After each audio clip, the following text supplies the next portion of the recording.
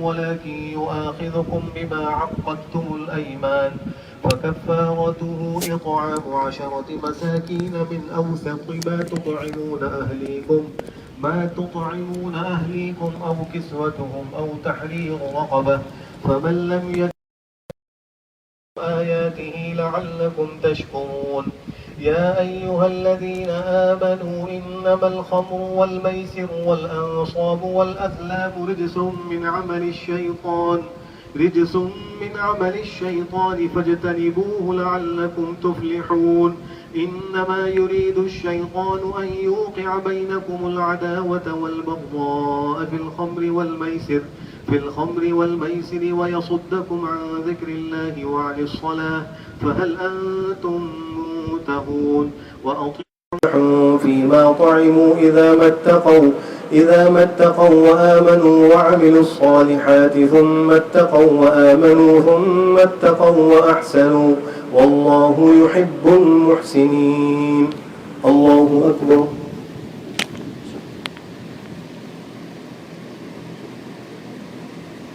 سمع الله لمن حمده. الله أكبر.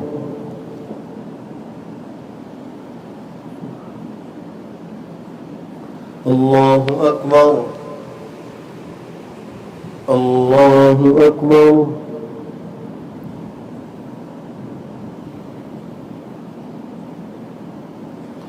الله أكبر.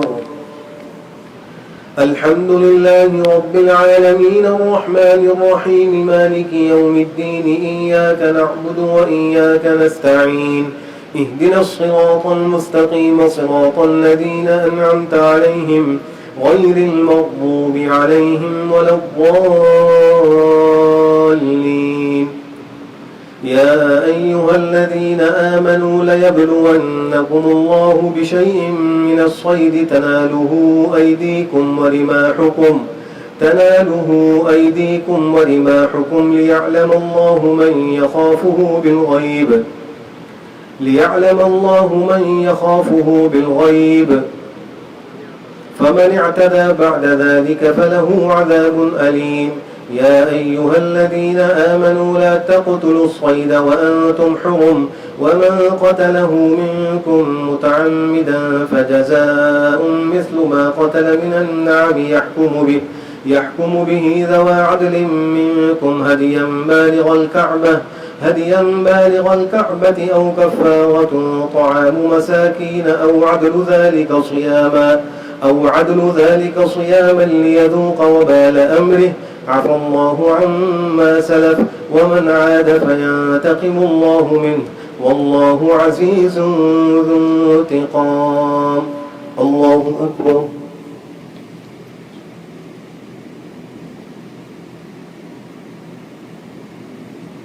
سمع الله لمن حمده.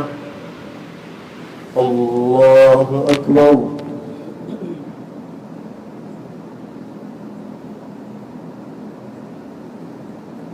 الله أكبر.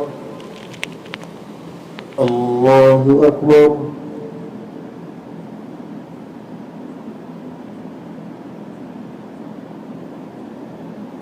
الله أكبر.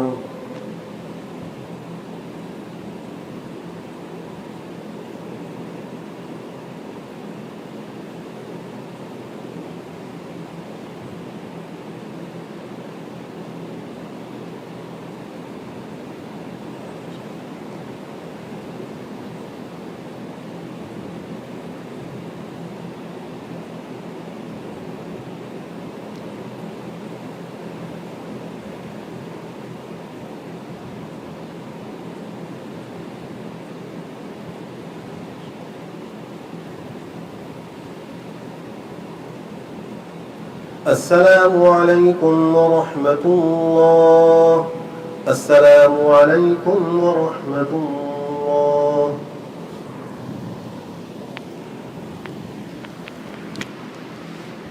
الله أكبر.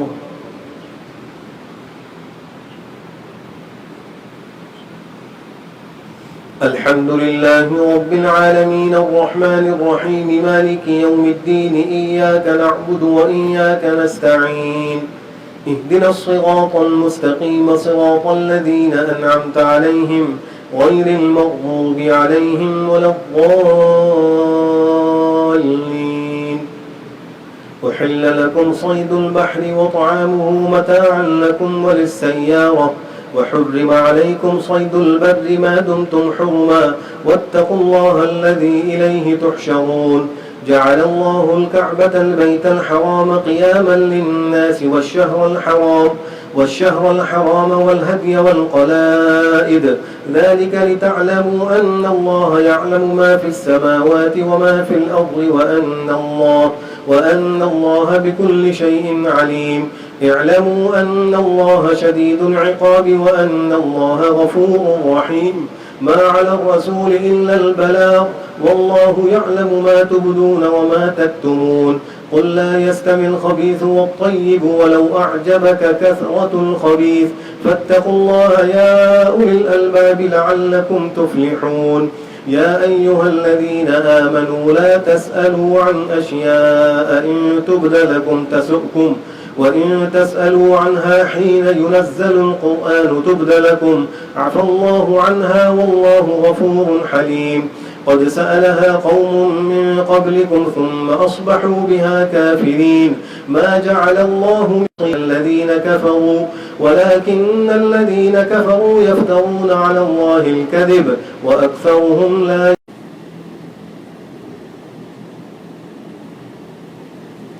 سمع الله لمن حمده. الله أكبر.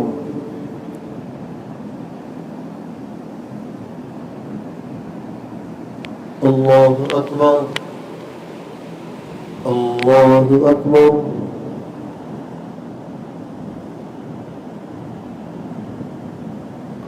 الله أكبر. الحمد لله رب العالمين الرحمن الرحيم مالك يوم الدين إياك نعبد وإياك نستعين اهدنا الصراط المستقيم صراط الذين أنعمت عليهم غير المغضوب عليهم ولا الضالين. وإذا قيل لهم تعالوا إلى ما أنزل الله وإلى الرسول قالوا حسبنا ما وجدنا عليه آباءنا أولو كان آباؤهم لا يعلمون شيئا ولا يهتدون. يا أيها الذين آمنوا عليكم أنفسكم لا يضركم من ضل إذا اهتديتم إلى الله مرجعكم جميعا فينبئكم بما كنتم تعملون. يا أيها الذين آمنوا شهادة بينكم إذا حضر أحدكم الموت حين الوصية اثنان ذوى عدل منكم أو آخران من غيركم إن أنتم ضربتم في الأرض فأصابتكم مصيبة الموت تحبسونهما من بعد الصلاة فيقسمان بالله إن ارتبتم لا نشتري به ثمنا ولو كان ذا قربى ولا نكتم شهادة الله إنا إذا لمن الآثمين. فإن عثر على أنهما استحقا إثما فآخران يقومان مقامهما من الذين استحق عليهم الأوليان فيقسمان بالله لشهادتنا أحق من شهادتهما وما اعتدينا إنا إذا لمن الظالمين. ذلك أدنى أن يأتوا بالشهادة على وجهها أو يخافوا أن ترد أيمان بعد أيمانهم واتقوا الله واسمعوا والله لا يهدي القوم الفاسقين. الله أكبر.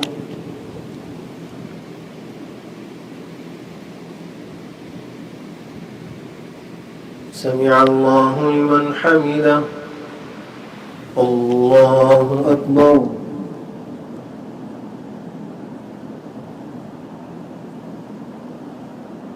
الله أكبر.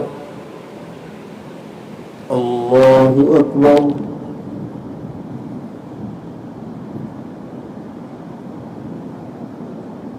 الله أكبر.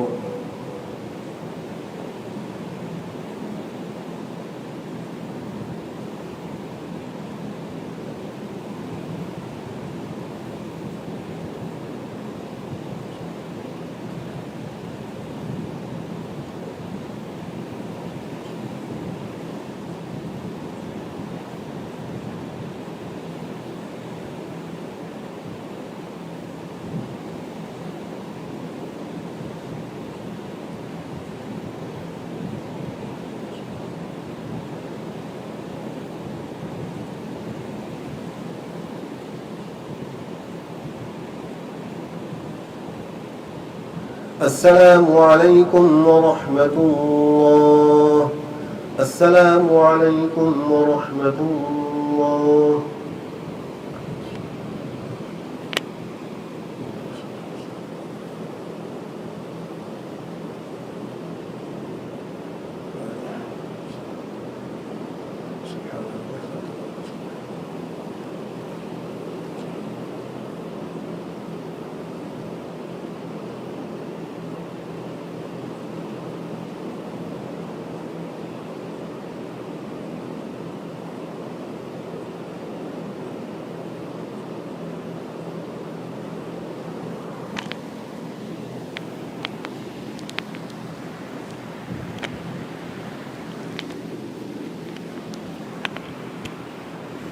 الله أكبر.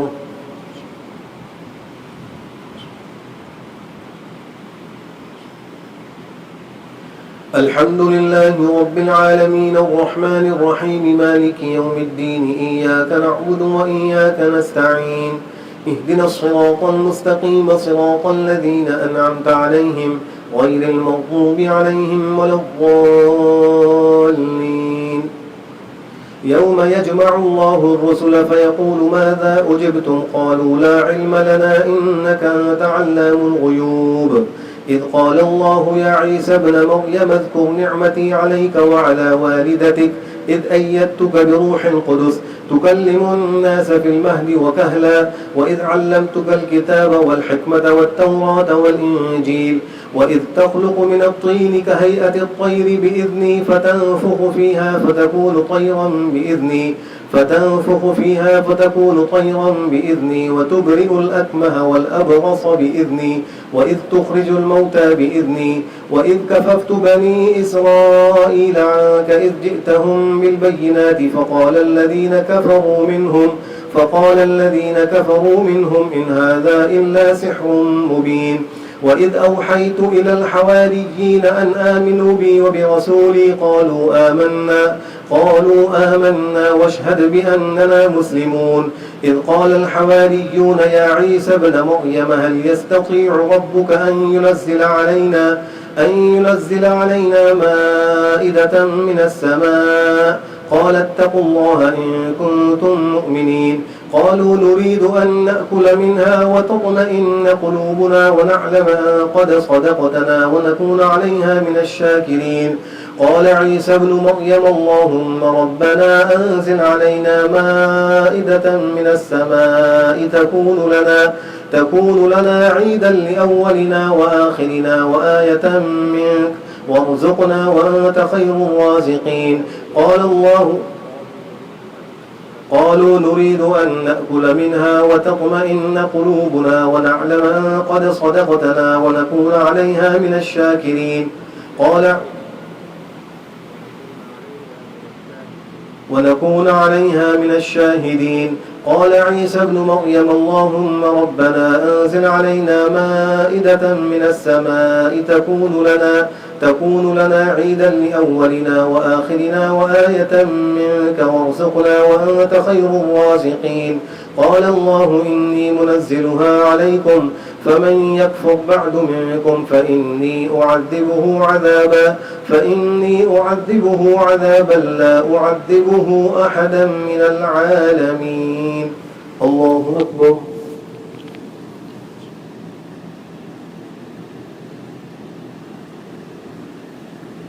سمع الله لمن حمده. الله أكبر.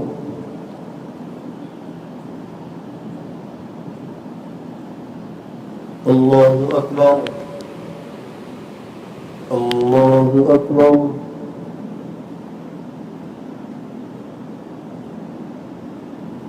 الله أكبر. الحمد لله رب العالمين الرحمن الرحيم مالك يوم الدين إياك نعبد وإياك نستعين اهدنا الصراط المستقيم صراط الذين أنعمت عليهم غير المغضوب عليهم ولا الضالين. وإذ قال الله يا عيسى ابن مريم أأنت قلت للناس اتخذوني وأمي إلهين من دون الله قال سبحانك ما يكون لي أن أقول ما ليس لي بحق، إن كنت قلته فقد علمته، تعلم ما في نفسي ولا أعلم ما في نفسك، إنك أنت علام الغيوب. ما قلت لهم إلا ما أمرتني به أن اعبدوا الله ربي وربكم، وكنت عليهم شهيدا ما دمت فيهم، فلما توفيتني كنت أنت الرقيب عليهم وأنت على كل شيء شهيد. إن تعذبهم فإنهم عبادك، وإن تغفر لهم فإنك أنت العزيز الحكيم. قال الله هذا يوم ينفع الصادقين صدقهم، لهم جنات تجري من تحتها الأنهار خالدين فيها أبدا، رضي الله عنهم ورضوا عنه، ذلك الفوز العظيم. لله ملك السماوات والأرض وما فيهن، وهو على كل شيء قدير. الله أكبر.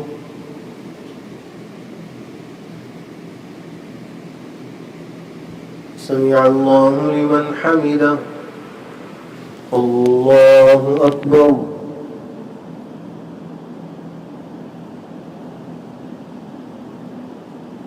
الله أكبر. الله أكبر.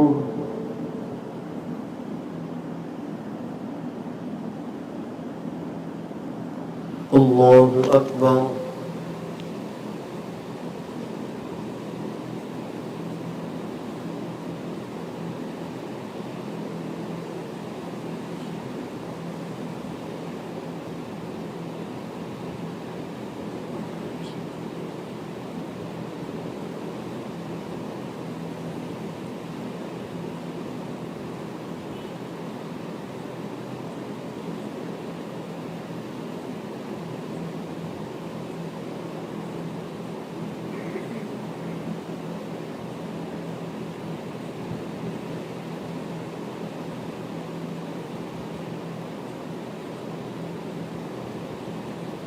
السلام عليكم ورحمة الله. السلام عليكم ورحمة الله.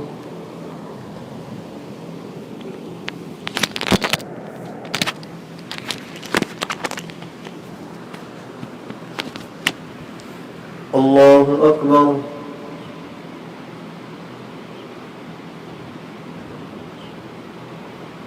الحمد لله رب العالمين الرحمن الرحيم مالك يوم الدين، إياك نعبد وإياك نستعين، اهدنا الصراط المستقيم صراط الذين أنعمت عليهم غير المغضوب عليهم ولا الضالين. الحمد لله الذي خلق السماوات والأرض وجعل الظلمات والنور، ثم الذين كفروا بربهم يعدلون. هو الذي خلقكم من طين ثم قضى أجلا، وأجل مسمى عنده ثم أنتم تمترون. وهو الله في السماوات وفي الأرض، يعلم سركم وجهركم ويعلم ما تكسبون. وما تأتيهم من آية من آيات ربهم إلا كانوا عنها معرضين. فقد كذبوا بالحق لما جاءهم، فسوف يأتيهم أنباء ما كانوا به يستهزئون. ألم يروا كم أهلكنا من قبلهم من قرن مكناهم في الأرض ما لم نمكن لكم، وأرسلنا السماء عليهم مدرارا، وجعلنا الأنهار تجري من تحتهم فأهلكناهم بذنوبهم، وأنشأنا من بعدهم قرنا آخرين. ولو نزلنا عليك كتابا في قرطاس فلمسوه بأيديهم لقال الذين كفروا إن هذا إلا سحر مبين. وقالوا لولا أنزل عليه ملك، ولو أنزلنا ملكا لقضي الأمر ثم لا ينظرون. ولو جعلناه ملكا لجعلناه رجلا وللبسنا عليهم ما يلبسون. ولقد استهزئ برسل من قبلك فحاق بالذين سخروا منهم ما كانوا به يستهزئون.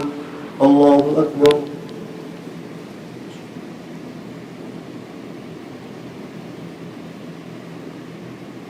سمع الله لمن حمده. الله أكبر.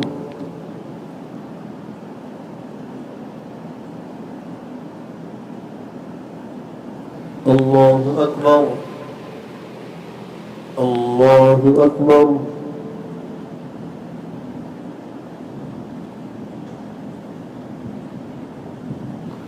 الله أكبر. الحمد لله رب العالمين الرحمن الرحيم مالك يوم الدين إياك نعبد وإياك نستعين اهدنا الصراط المستقيم صراط الذين أنعمت عليهم غير المغضوب عليهم ولا الضالين. قل سيروا في الأرض ثم انظروا كيف كان عاقبة المكذبين. قل لمن ما في السماوات والأرض قل لله كتب على نفسه الرحمة ليجمعنكم إلى يوم القيامة لا ريب فيه الذين خسروا أنفسهم فهم لا يؤمنون. وله ما سكن في الليل والنهار وهو السميع العليم. قل أغير الله أتخذ وليا فاطر السماوات والأرض وهو يطعم ولا يطعم. قل إني أمرت أن أكون أول من أسلم ولا تكونن من المشركين. قل إني أخاف إن عصيت ربي عذاب يوم عظيم. قل الله أعبد مخلصا له الدين. قل إني أخاف إن عصيت ربي عذاب يوم عظيم. من يصرف عنه يومئذ فقد رحمه وذلك الفوز المبين. وإن يمسسك الله بضر فلا كاشف له إلا هو وإن يمسسك بخير فهو على كل شيء قدير وهو القاهر فوق عباده وهو الحكيم الخبير. الله أكبر.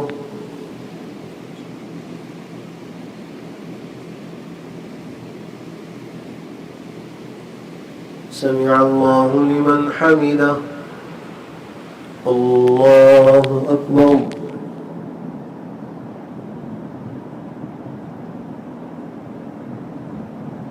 الله أكبر. الله أكبر.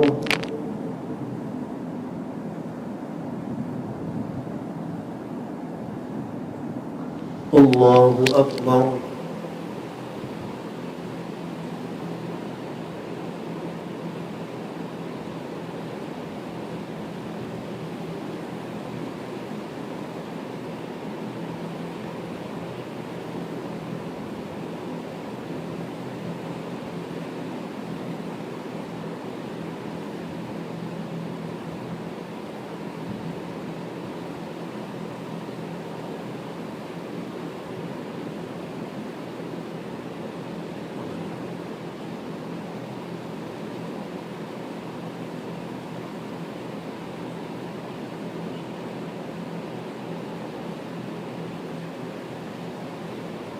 السلام عليكم ورحمة الله.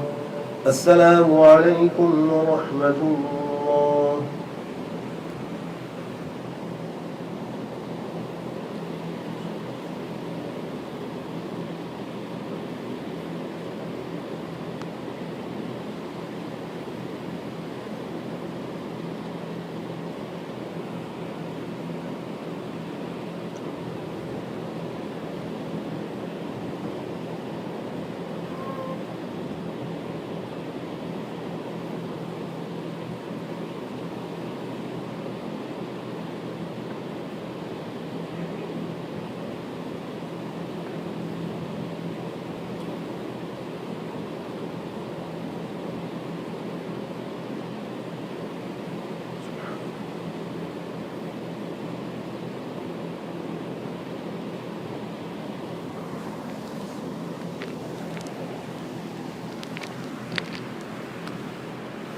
الله أكبر.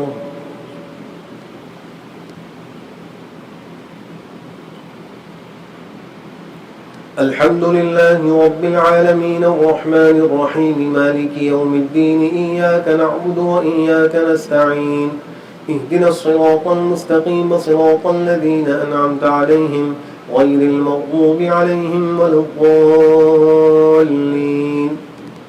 قل أي شيء أكبر شهادة قل الله شهيد بيني وبينكم وأوحي إلي هذا القرآن لأنذركم به ومن بلغ أئنكم لتشهدون أن مع الله آلهة أخرى قل لا أشهد قل إنما هو إله واحد وإنني بريء مما تشركون الذين آتيناهم الكتاب يعرفونه كما يعرفون أبناءهم الذين خسروا أنفسهم فهم لا يؤمنون ومن أظلم ممن افترى على الله كذبا أو كذب بآياته إنه لا يفلح الظالمون ويوم نحشرهم جميعا ثم نقول للذين أشركوا أين شركاؤكم الذين كنتم تزعمون ثم لم تكن فتنتهم إلا أن قالوا والله ربنا ما كنا مشركين انظر كيف كذبوا على أنفسهم وضل عنهم ما كانوا يفترون ومنهم من يستمع إليك وجعلنا على قلوبهم أكنة أن يفقهوه وفي آذانهم وقرا وإن يروا كل آية لا يؤمنوا بها حتى إذا جاءوك يجادلونك يقول الذين كفروا إن هذا إلا أساطير الأولين وهم ينهون عنه وينأون عنه وإن يهلكون إلا أنفسهم وما يشعرون ولو ترى إذ وقفوا على النار فقالوا يا ليتنا نرد ولا نكذب بآيات ربنا ونكون من المؤمنين بل بدا لهم ما كانوا يخفون من قبل ولو ردوا لعادوا لما نهوا عنه وهم لا يفرطون وهم كاذبون وإنهم لكاذبون ولو ترى إذ وقفوا على النار فقالوا يا ليتنا نرد ولا نكذب بآيات ربنا ونكون من المؤمنين بل بدا لهم ما كانوا يخفون من قبل ولو ردوا لعادوا لما نهوا عنه وإنهم لكاذبون وقالوا إن هي إلا حياتنا الدنيا وما نحن بمبعوثين ولو ترى إذ وقفوا على ربهم قال أليس هذا بالحق قالوا بلى وربنا قال فذوقوا العذاب بما كنتم تكفرون الله أكبر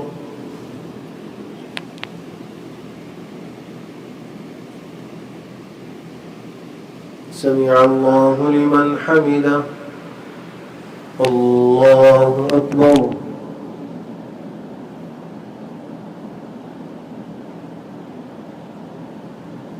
الله أكبر الله أكبر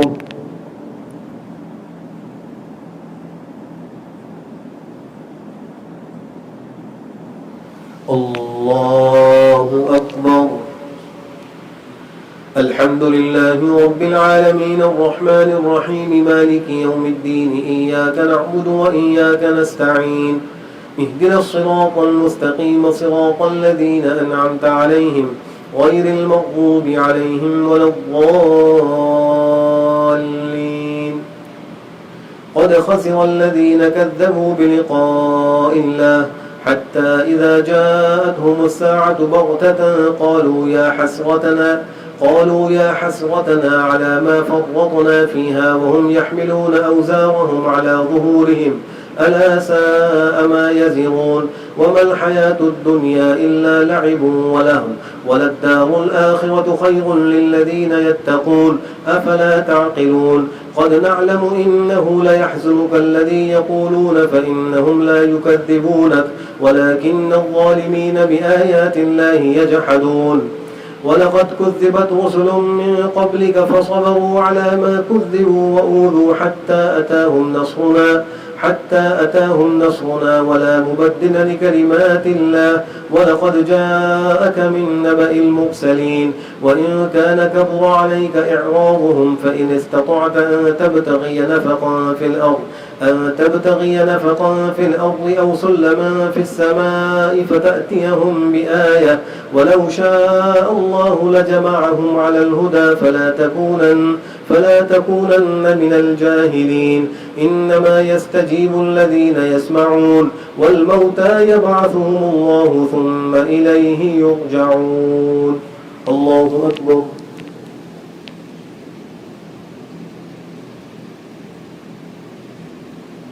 سمع الله لمن حمده. الله أكبر.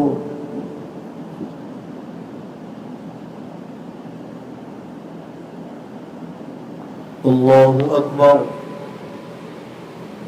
الله أكبر.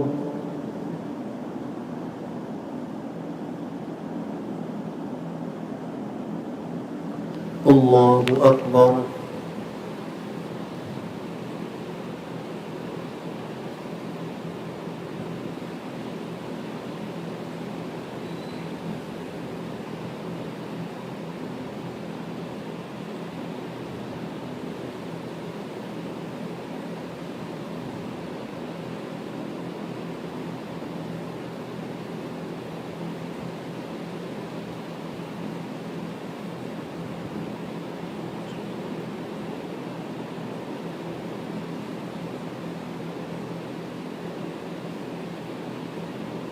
السلام عليكم ورحمة الله.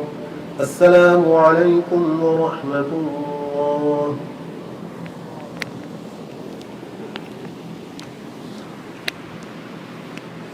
الله أكبر.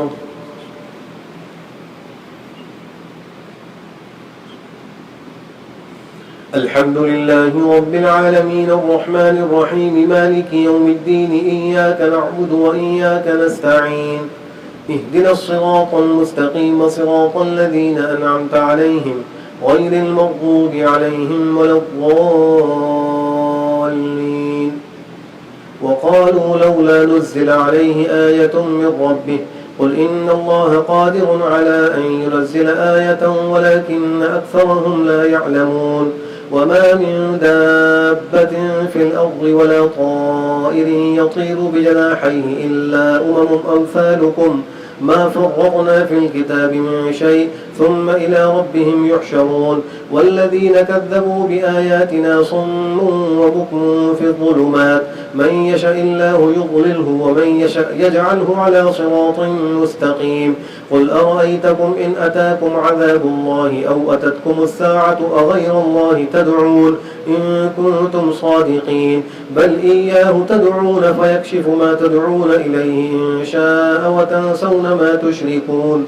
ولقد أرسلنا إلى من قبلك فأخذناهم بالبأساء والضراء لعلهم يتضرعون فلولا إذ جاءهم بأسنا تضرعوا ولكن قست قلوبهم وزين لهم الشيطان ما كانوا يعملون.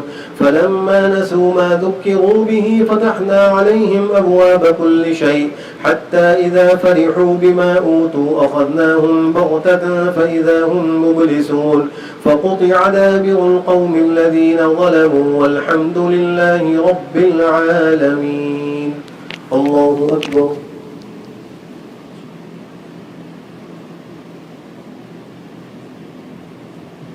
سمع الله لمن حمده. الله أكبر.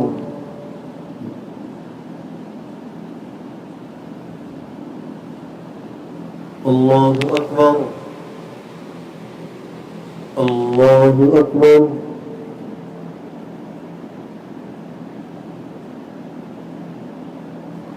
الله أكبر. الحمد لله رب العالمين الرحمن الرحيم مالك يوم الدين إياك نعبد وإياك نستعين اهدنا الصراط المستقيم صراط الذين أنعمت عليهم غير المغضوب عليهم ولا الضالين.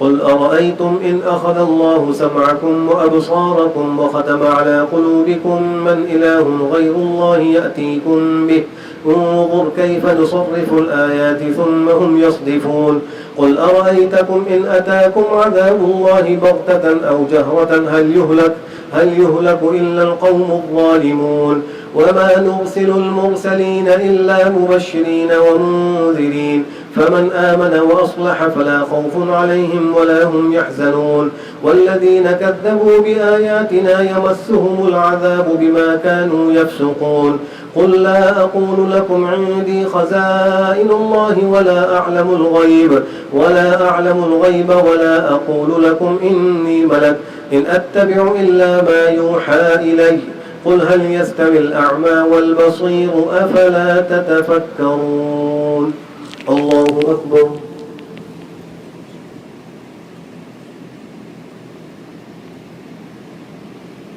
سمع الله لمن حمده الله أكبر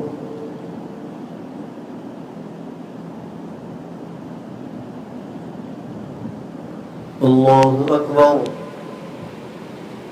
الله أكبر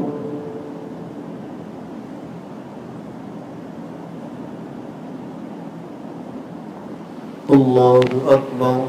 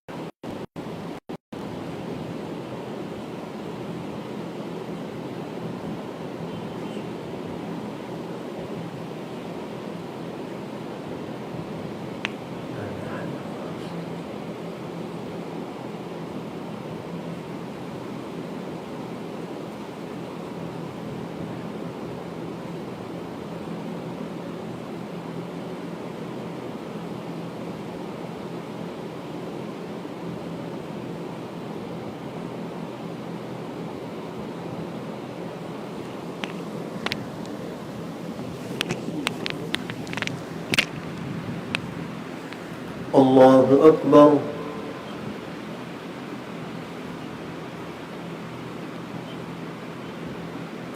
الحمد لله رب العالمين الرحمن الرحيم مالك يوم الدين إياك نعبد وإياك نستعين اهدنا الصراط المستقيم صراط الذين أنعمت عليهم غير المغضوب عليهم ولا الضالين وأنذر به الذين يخافون أن يحشروا إلى ربهم ليس لهم من دونه ولي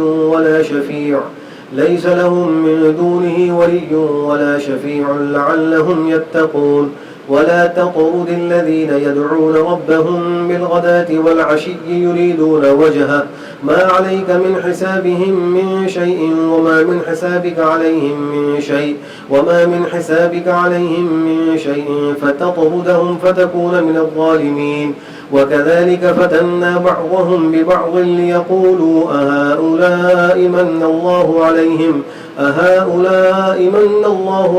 من بيننا أليس الله بأعلم بالشاكرين وإذا جاءك الذين يؤمنون بآياتنا فقل سلام عليكم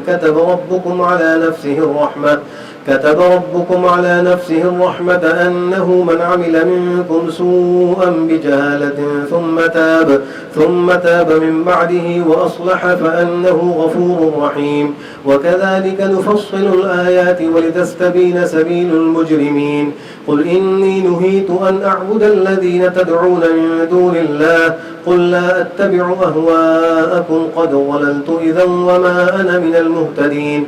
قل إني على بينة من ربي وكذبتم به ما عندي ما تستعجلون به إن الحكم إلا لله يقص الحق وهو خير الفاصلين. قل لو أن عندي ما تستعجلون به لقضي الأمر بيني وبينكم والله أعلم بالظالمين. الله أكبر.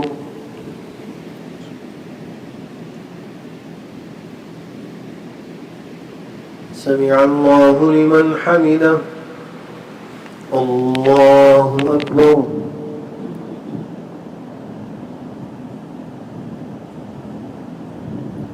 الله أكبر. الله أكبر.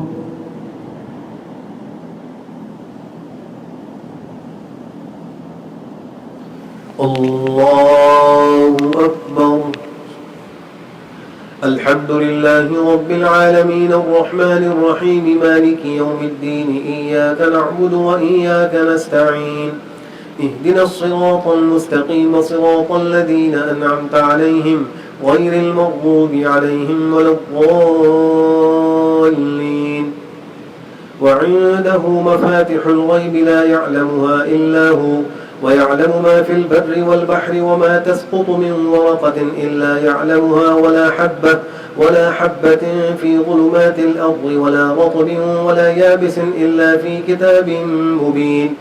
وهو الذي يتوفاكم بالليل ويعلم ما جرحتم بالنهار ثم يبعثكم فيه ليقضى أجل مسمى ثم إليه مرجعكم ثم ينبئكم بما كنتم تعملون. وهو القاهر فوق عباده ويرسل عليكم حفظة حتى إذا جاء أحدهم الموت توفته رسلنا وهم لا يفرقون ثم ردوا إلى الله مولاهم الحق ألا له الحكم وهو أسرع الحاسبين. قل من ينجيكم من ظلمات البر والبحر تدعونه تضرعا وخفية لئن أنجانا من هذه لنكونن من الشاكرين. قل الله ينجيكم منها ومن كل كرب ثم أنتم تشركون. قل هو القادر على أن يبعث عليكم عذابا من فوقكم أو من تحت أرجلكم أو يلبسكم شيعا ويذيق بعضكم بأس بعض. انظر كيف نصرف الآيات لعلهم يفقهون. وكذب به قومك وهو الحق قل لست عليكم بوكيل لكل نبأ مستقر وسوف تعلمون. الله أكبر.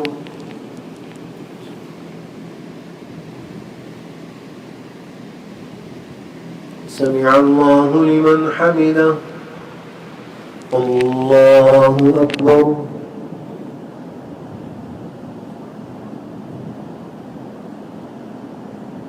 الله أكبر. الله أكبر.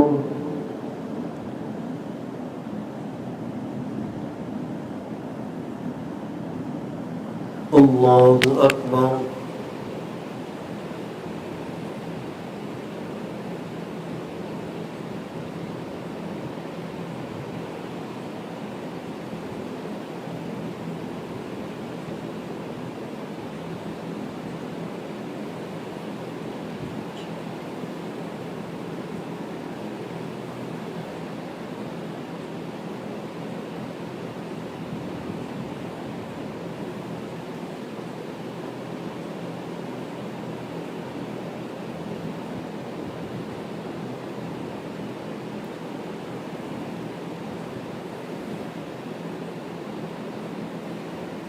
السلام عليكم ورحمة الله.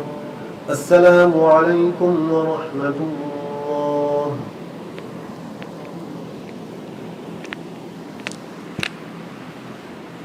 الله أكبر.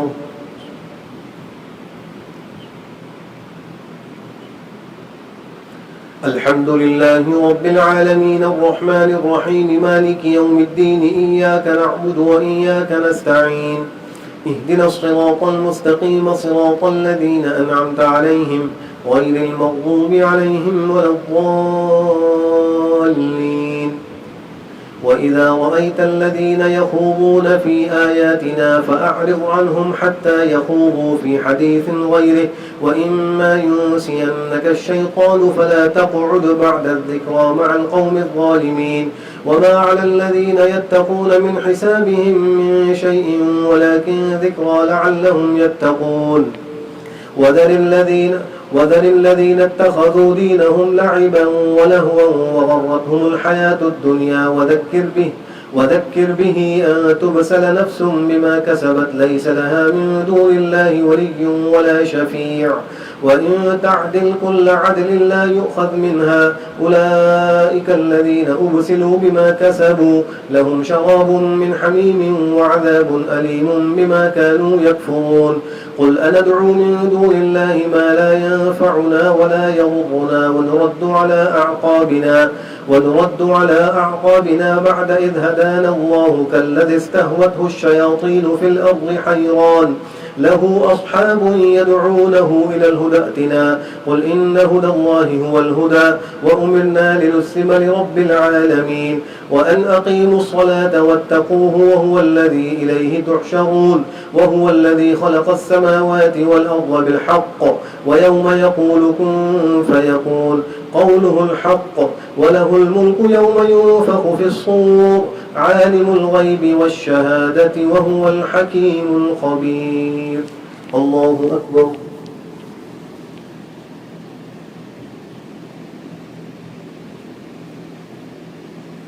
سمع الله لمن حمده. الله أكبر.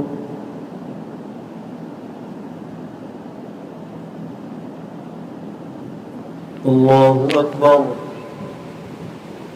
الله أكبر.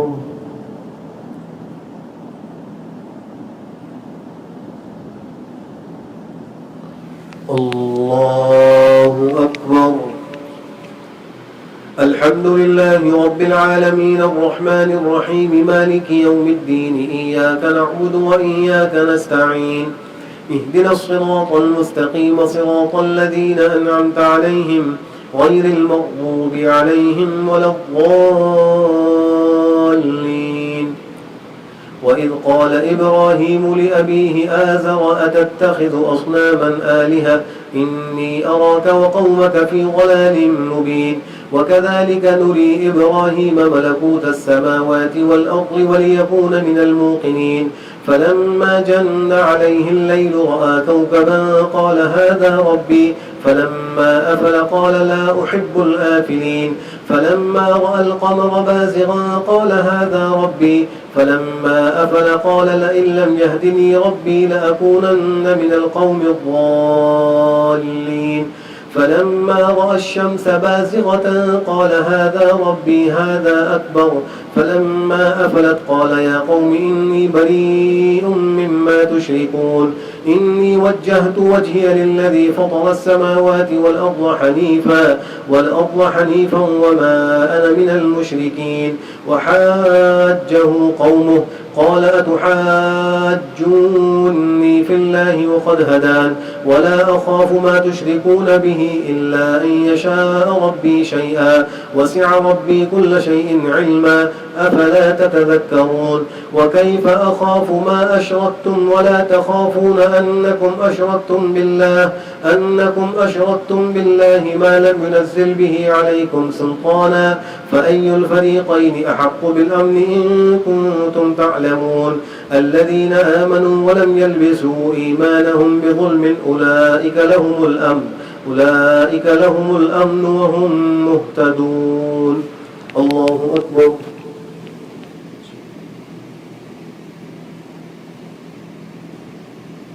سمع الله لمن حمده. الله أكبر.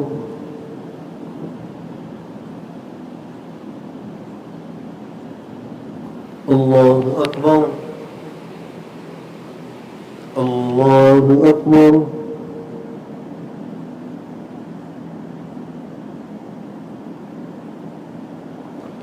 الله أكبر.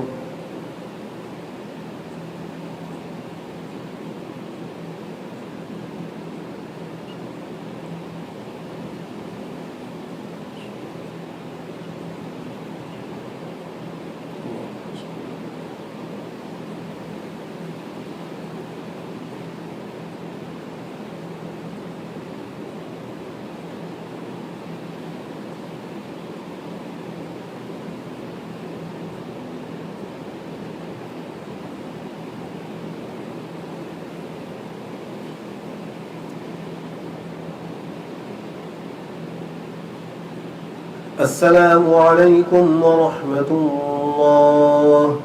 السلام عليكم ورحمة الله.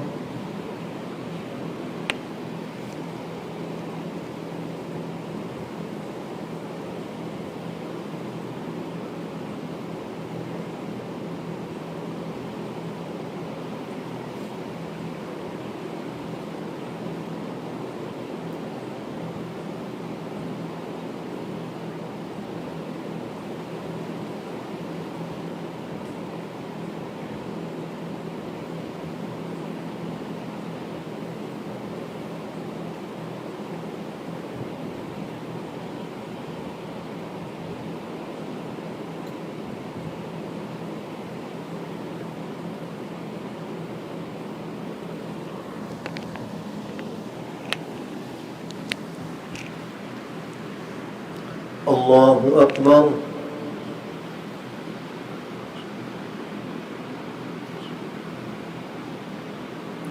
الحمد لله رب العالمين الرحمن الرحيم مالك يوم الدين إياك نعبد وإياك نستعين اهدنا الصراط المستقيم صراط الذين أنعمت عليهم غير المغضوب عليهم ولا الضالين.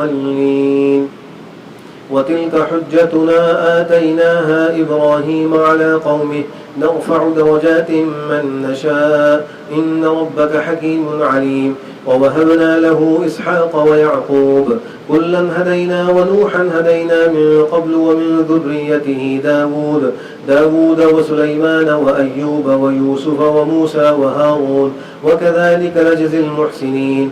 وزكريا ويحيى وعيسى وإلياس كل من الصالحين.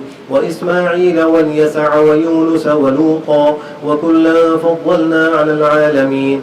ومن آبائهم وذرياتهم وإخوانهم واجتبيناهم وهديناهم إلى صراط مستقيم. ذلك هدى الله يهدي به من يشاء من عباده ولو أشركوا لحبط عنهم ما كانوا يعملون.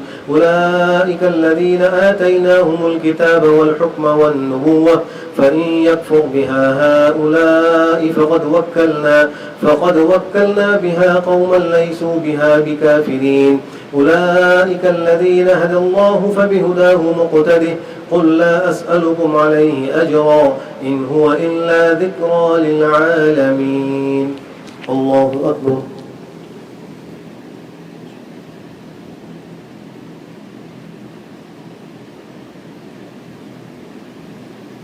سمع الله لمن حمده. الله أكبر.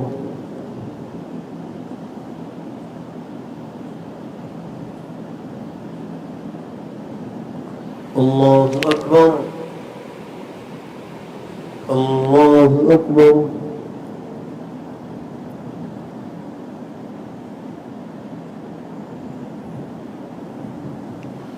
الله أكبر. الحمد لله رب العالمين الرحمن الرحيم مالك يوم الدين إياك نعبد وإياك نستعين اهدنا الصراط المستقيم صراط الذين أنعمت عليهم غير المغضوب عليهم ولا الضالين. أولئك الذين هداهم الله فبهداه مقتده قل لا أسألكم عليه أجرا إن هو إلا ذكرى للعالمين. وما قدروا الله حق قدره إذ قالوا ما أنزل الله على بشر من شيء قل من أنزل الكتاب الذي جاء به موسى نورا وهدى للناس تجعلونه قراطيس تبدونها وتخفون كثيرا وعلمتم ما لم تعلموا أنتم ولا آباؤكم قل الله ثم ذرهم في خوضهم يلعبون وهذا كتاب أنزلناه مبارك مصدق الذي بين يديه ولتنذر أم القرى ومن حولها والذين يؤمنون بالآخرة يؤمنون به وهم على صلاتهم يحافظون ومن أظلم ممن كذب بآيات الله ومن أظلم ممن افترى على الله كذبا أو قال أوحي إلي ولم يوح إليه شيء ومن قال سأنزل مثل ما أنزل الله ولو ترى إذ الظالمون في غمرات الموت والملائكة باسطوا أيديهم أخرجوا أنفسكم اليوم تجزون عذاب الهون بما كنتم تقولون على الله غير الحق وكنتم عن آياته تستكبرون ولقد جئتمونا فرادا كما خلقناكم أول مرة وتركتم ما خولناكم وراء ظهوركم وما نرى معكم شفعاءكم الذين زعمتم أنهم فيكم شركاء لقد تقطع بينكم وضل عنكم ما كنتم تزعمون. الله أكبر.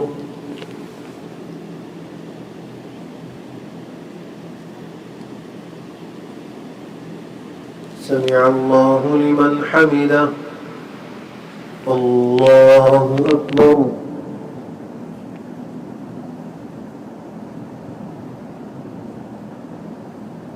الله أكبر. الله أكبر.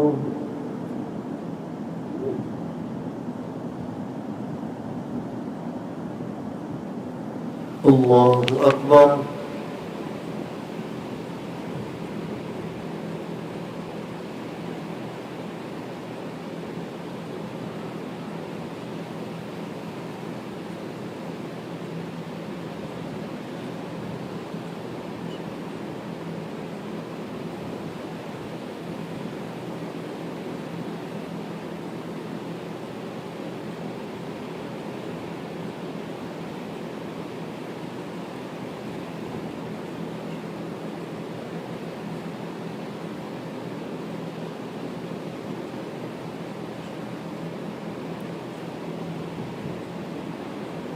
السلام عليكم ورحمة الله. السلام عليكم ورحمة الله.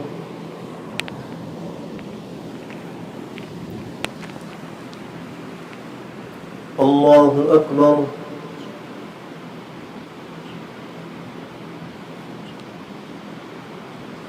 الحمد لله رب العالمين الرحمن الرحيم مالك يوم الدين إياك نعبد وإياك نستعين اهدنا الصراط المستقيم صراط الذين أنعمت عليهم غير المغضوب عليهم ولا الضالين. إن الله فالق الحب والنوى يخرج الحي من الميت ومخرج الميت من الحي ذلكم الله فأنى تؤفكون. فالق الإصباح وجعل الليل سكنا والشمس والقمر حسبانا ذلك تقدير العزيز العليم. وهو الذي جعل لكم النجوم لتهتدوا بها في ظلمات البر والبحر قد فصلنا الآيات لقوم يعلمون. وهو الذي أنشأكم من نفس واحدة فمستقر ومستودع قد فصلنا الآيات لقوم يفقهون. وهو الذي أنزل من السماء ماء فأخرجنا به ثمرات مختلفا ألوانها. وهو الذي أنزل من السماء ماء فأخرجنا به من كل الثمرات.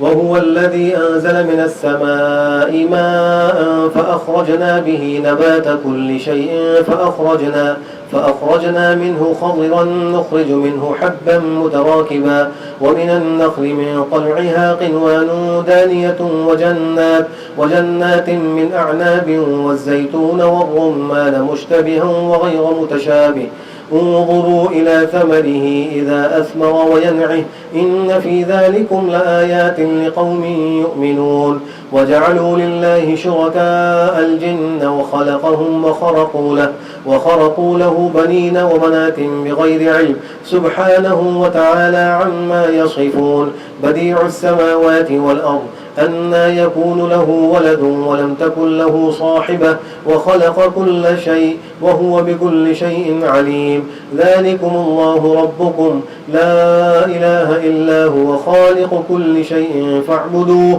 وهو على كل شيء وكيل لا تدركه الأبصار وهو يدرك الأبصار وهو اللطيف الخبير قد جاءكم بصائر من ربكم فمن أبصر فلنفسه ومن عمي فعليها وما أنا عليكم بوكيل الله أكبر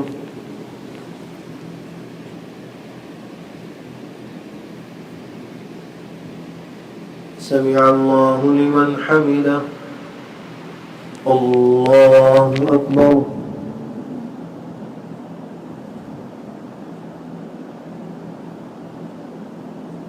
الله أكبر الله أكبر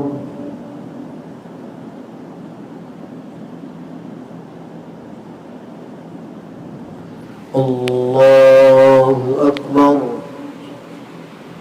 الحمد لله رب العالمين الرحمن الرحيم مالك يوم الدين إياك نعبد وإياك نستعين اهدنا الصراط المستقيم صراط الذين أنعمت عليهم غير المغضوب عليهم ولا الضالين وكذلك نصرف الآيات وليقولوا درست ولنبينه لقوم يعلمون لا تدركه الأبصار وهو يدرك الأبصار وهو اللطيف الخبير قد جاءكم بصائر من ربكم فمن أبصر فلنفسه ومن عمي فعليها وما أنا عليكم بوكيل وما أنا عليكم بحفيظ واتبع ما أوحي إليك من ربك لا إله إلا هو وأعرض عن المشركين وكذلك نصرف الآيات وليقولوا درست ولنبينه لقوم يعلمون اتبع ما أوحي إليك من ربك لا إله إلا هو وأعرض عن المشركين ولو شاء الله ما أشركوا وما جعلناك عليهم حفيظا وما أنت عليهم بوكيل ولا تسبوا الذين يدعون من دون الله فيسبوا الله عدوا بغير علم كذلك زينا لكل أمة عملهم ثم إلى ربهم مرجعهم فينبئهم بما كانوا يعملون وأقسموا بالله جهد أيمانهم لئن جاءتهم آية ليؤمنن بها قل إنما الآيات عند الله وما يشعركم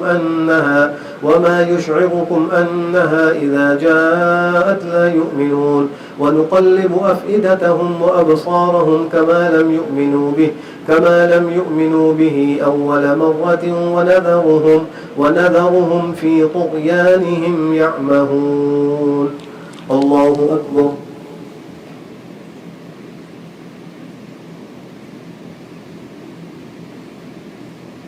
سمع الله لمن حمده الله أكبر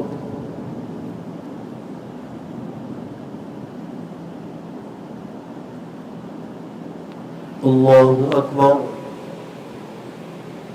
الله أكبر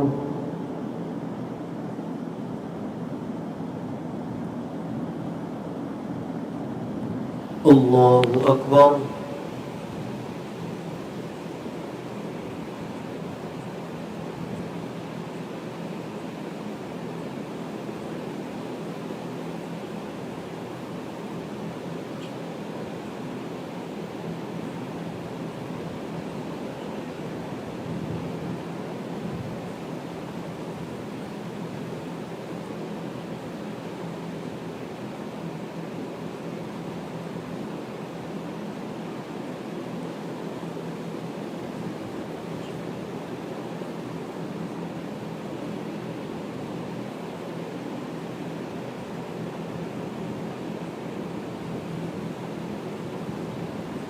السلام عليكم ورحمة الله.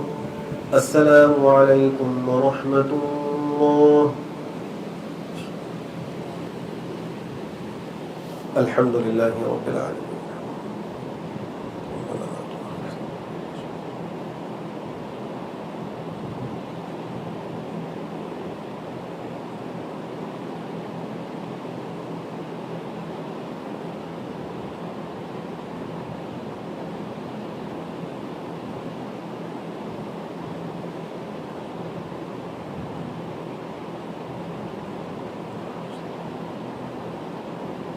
برحمتك يا أرحم الراحمين.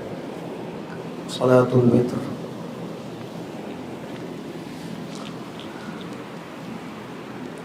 الله أكبر.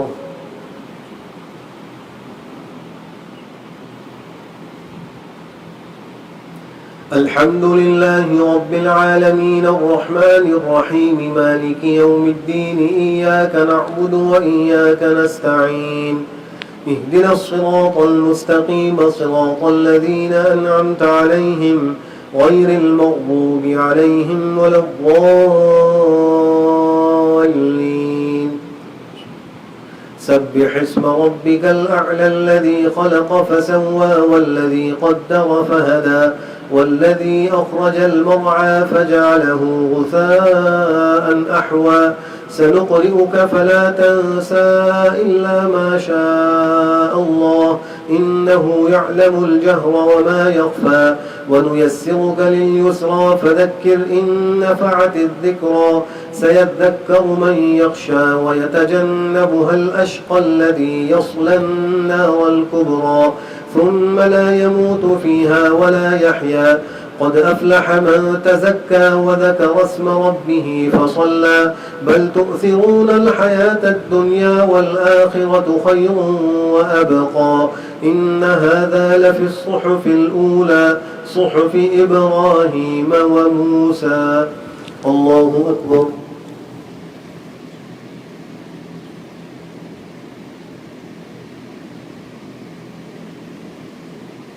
سمع الله لمن حمده. الله أكبر.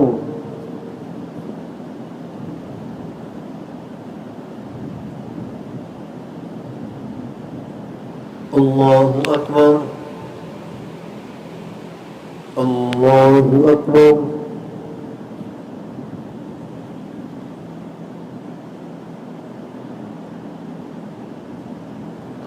الله أكبر. الحمد لله رب العالمين الرحمن الرحيم مالك يوم الدين إياك نعبد وإياك نستعين اهدنا الصراط المستقيم صراط الذين أنعمت عليهم غير المغضوب عليهم ولا الضالين. قل يا أيها الكافرون لا أعبد ما تعبدون ولا أنتم عابدون ما أعبد ولا أنا عابد ما عبدتم ولا أنتم عابدون ما أعبد لكم دينكم ولي دين. الله أكبر.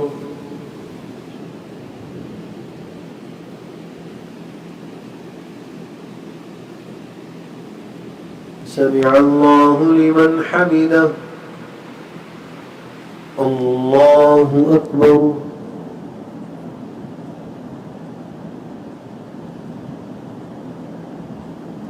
الله أكبر. الله أكبر.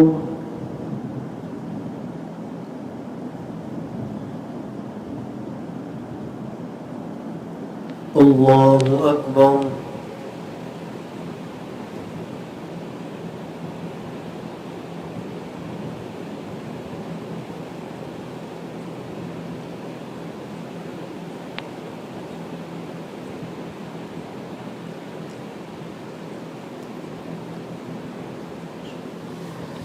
الله أكبر. الحمد لله رب العالمين الرحمن الرحيم مالك يوم الدين إياك نعبد وإياك نستعين اهدنا الصراط المستقيم صراط الذين أنعمت عليهم غير المغضوب عليهم ولا الضالين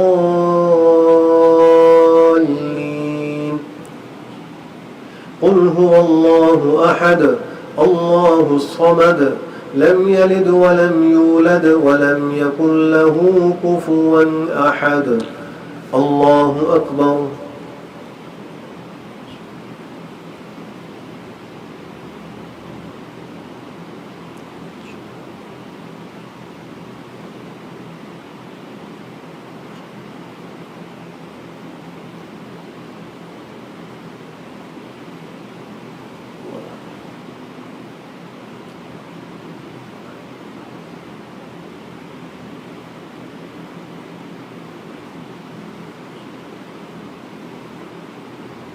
الله أكبر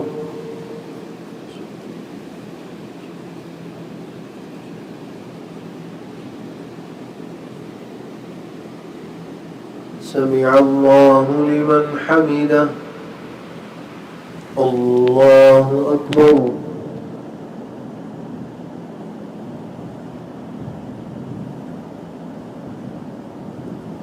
الله أكبر الله أكبر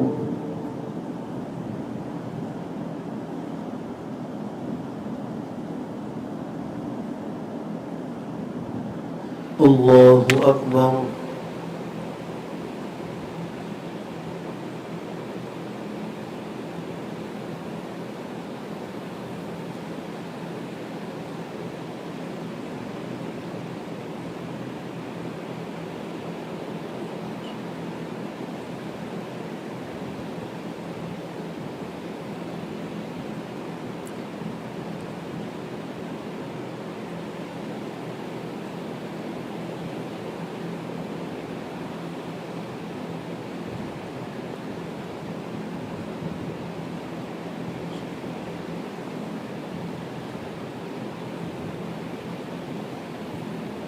السلام عليكم ورحمة الله السلام عليكم ورحمة الله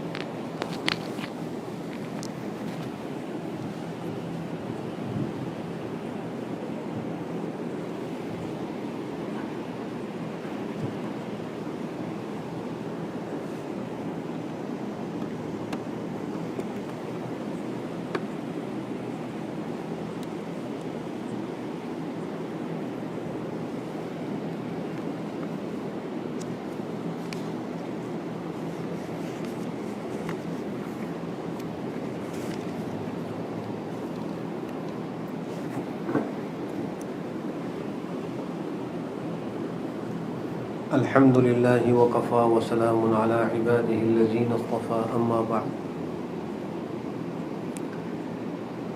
7ویں سپارے کے آغاز میں اہل ایمان کو ان پاکیزہ چیزوں کے حرام کرنے سے منع کیا گیا ہے جن کو اللہ نے انسانوں کے لیے حلال کیا ہے، کہ یہ بھی حدود سے تجاوز ہے، اس لیے کہ حلال کو حرام کرنا یا حرام کو حلال کرنا یہ بندوں کا اختیار نہیں ہے، یہ تو اللہ سبحانہ و تعالیٰ کا اختیار ہے۔ مشرکین مکہ کے زمانہ جاہلیت کے جو عقائد باطلہ تھے، ان میں ایک یہ بھی تھا کہ وہ اللہ کی کچھ حلال کردہ چیزوں کو اپنی خواہش سے یا اپنے بڑوں کے کہنے سے حرام قرار دیا کرتے تھے، اور پھر فرمایا کہ جو اللہ نے تم کو حلال طیب پاکیزہ چیزیں دی ہیں ان کو کھاؤ، اللہ سے ڈرو۔ اور پھر قسم کا حکم ذکر فرمایا کہ جو یمین لغو ہے اس پر اللہ کوئی مواخذہ نہیں کریں گے، لیکن جو یمین منعقدہ ہے، یعنی آئندہ کسی زمانے میں کسی کام کے کرنے نہ کرنے کی قسم اٹھانا کہ یہ کام کروں گا یہ کام نہیں کروں گا، تو اس قسم کو پورا کرنا چاہیے۔ اس میں ضابطہ یہ ہے کہ وہ قسم اگر حلال اور جائز چیز کی ہے تو قسم کو پورا کرے، اور اگر اس نے قسم کھائی ہے کسی ایسی چیز کی جو خلاف شرع ہے تو اب حکم یہ ہے کہ وہ اس قسم کو توڑے، اس کا کفارہ دے۔ اور کفارہ یہاں یہ ذکر کیا گیا ہے کہ وہ 10 مسکینوں کو کھانا کھلانا ہے درمیانے کھانے سے، یعنی 10 مسکینوں کو صبح و شام کا کھانا دینا، یا ان کو کپڑا پہنانا، 2 کپڑے اس میں شامل ہیں، یا غلام آزاد کرنا۔ اگر ان میں سے کوئی کام نہ کر سکے تو پھر آخری مرتبے میں یہ ہے کہ وہ 3 دن کے لگاتار روزے رکھے، یہ قسم کا کفارہ ہے۔ پھر اللہ سبحانہ و تعالیٰ نے اس پہلے رکوع کے اندر شراب، جوا اور پانسوں سے جو وہ تقسیم کیا کرتے تھے، کچھ تیر ہوتے تھے، ان تیروں کو نکالتے تھے اور وہ پانسے نکال کر ان سے تقسیم اور دیگر نسب وغیرہ کا فیصلہ کرتے تھے، ان سب چیزوں کو گندگی شیطان کے عمل سے قرار دیا ہے اور اس سے بچنے کا حکم دیا ہے۔ یہ سورہ مائدہ کی آیت نمبر جو 90 ہے، اس آیت میں شراب کی قطعی حرمت نازل ہو گئی ہے۔ پھر فرمایا کہ شیطان تو چاہتا ہے کہ تمہارے درمیان میں دشمنیاں اور بغض پیدا کر دے شراب اور جوئے کی وجہ سے۔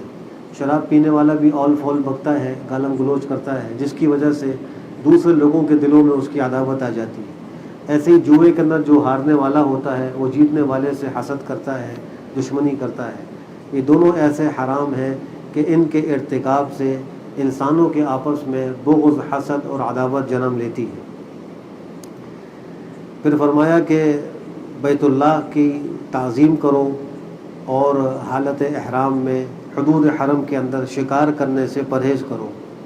جب انسان محرم ہو تو اس پر شکار حرام ہوتا ہے، البتہ جو سمندر کا شکار ہے وہ حالت احرام میں حلال ہے، خشکی کا شکار جو ہے وہ حرام ہے۔ پھر اہل ایمان کو یہ بھی کہا گیا ہے کہ تم بلا ضرورت سوالات نہ کیا کرو، اس لیے کہ ایک دفعہ ایسا ہوا تھا کہ کچھ لوگوں نے آپ صلی اللہ تعالیٰ علیہ وآلہ وسلم سے یہ سوال کیا کہ یہ جو حج فرض ہوا ہے یہ 1 سال کے لیے ہوا ہے یا ہر سال حج فرض ہوگا؟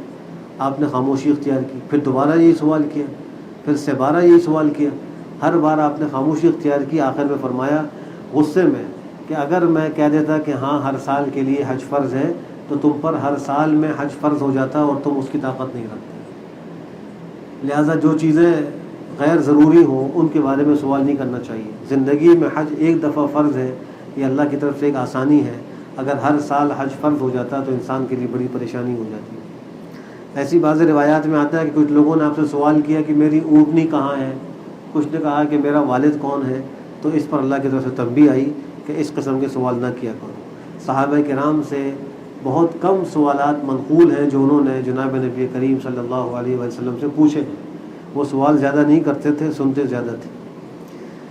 پھر مشرکین کے ایک غلط عقیدے کی تردید کی گئی ہے، وہ کچھ جانوروں کو، سانڈوں کو، اونٹوں کو بتوں کے نام پر نامزد کر دیا کرتے تھے اور کہتے تھے کہ اللہ کی طرف سے ہمیں یہ حکم ہے کہ ان اونٹوں کو، جانوروں کو اب استعمال نہ کیا جائے اور یہ جو ہے وہ معزز و محترم ہو جاتے ہیں۔ تو اللہ نے اس کی تردید فرمائی کہ ما جعل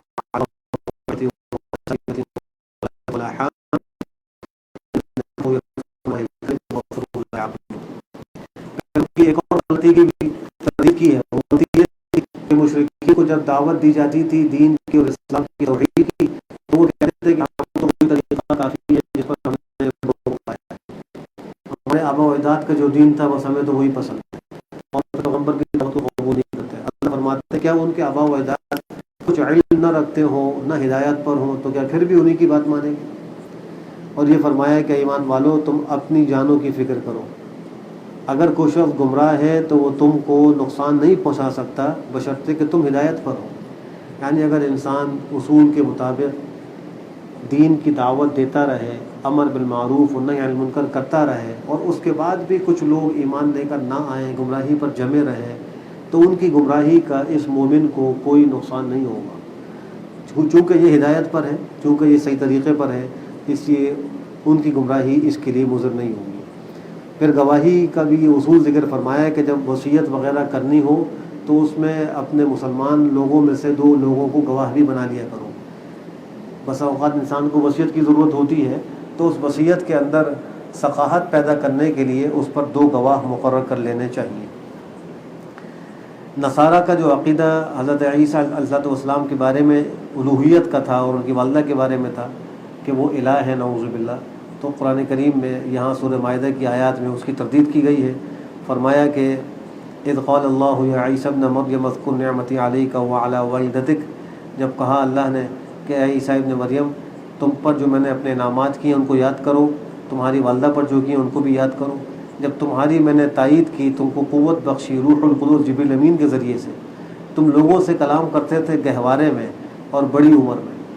حضرت عیسیٰ علیہ السلام نے بچپن میں کلام کیا تھا، جب حضرت بی بی مریم ان کو لے کر آئیں اور لوگوں نے ان پر تہمت لگائی تو اللہ نے ان کو گویائی دی، اور پھر انہوں نے ایک تقریر کی، قال انی عبد اللہ آتانی الکتاب وجعلنی نبیا وجعلنی مبارکا اینما کنت واوصانی بالصلاة والزکاة ما دمت حیا وبرا بوالدتی ولم یجعلنی جبارا شقیا والسلام علی یوم ولدت ویوم اموت ویوم ابعث حیا۔ سورہ مریم میں اللہ نے ذکر فرمایا یہ گود میں تھے اور یہ سارا کلام انہوں نے کیا، اور ایسا حکمت سے بھرپور کلام کیا، یہ ایک معجزہ تھا۔ اور فرمایا کہ تم بڑی عمر میں بھی کلام کرو گے، کہولت کی عمر۔ حضرت عیسیٰ علیہ السلام کو رفع الی السماء کے وقت کہولت کی عمر حاصل نہیں تھی۔ یہی آیت دلیل ہے آپ کے قیامت کے قریب دوبارہ نزول پر اور آپ کے زندہ ہونے پر دلیل ہے، چونکہ کہولت کا زمانہ نہیں آیا، وہ قیامت کے قریب جب آپ نازل ہوں گے، جب آئے گا اس وقت بھی آپ کلام فرمائیں گے۔ پھر ان کے کچھ معجزات کا تذکرہ ہے۔ ایک تو یہ کہ وہ گارے مٹی سے پرندے کی صورت کی چیز بناتے تھے اور اس میں پھونکتے تھے تو وہ اللہ کے حکم سے پرندہ بن جاتا تھا اور اڑتا ہوا لوگوں کے سامنے چلا جاتا تھا۔ یہ آپ کو ایک اللہ نے معجزہ عطا فرمایا تھا۔ نصارہ کو اسی معجزے سے غلطی لاحق ہو گئی اور انہوں نے ان کو الہ سمجھ لیا، حالانکہ ان معجزات کے ذکر میں اللہ بار بار فرما رہے ہیں بِإِذْنِی بِإِذْنِی، یہ جو کچھ معجزات ظاہر ہوتے تھے یہ میرے ارادے اور میرے حکم سے ہوتے تھے، اس میں پیغمبر کا کوئی عمل دخل نہیں تھا۔ معجزہ وہ ہوتا ہے جو صاحب معجزہ کے ہاتھ پر اللہ کے حکم سے ظاہر ہو اور اس صاحب معجزہ کو اس میں کوئی اختیار نہ ہو۔